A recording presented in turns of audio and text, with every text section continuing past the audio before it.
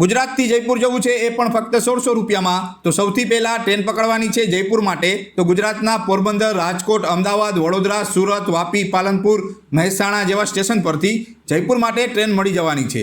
અમદાવાદના અસરવા સ્ટેશન પરથી જયપુર માટે દરરોજ માટે ટ્રેન ચાલે છે। ટ્રેનના નંબર છે 12982 જયપુર એક્સપ્રેસ, જે સાંજે ઉપડે છે અને સવારે 6 વાગે જયપુર પહોંચાડી દેશે।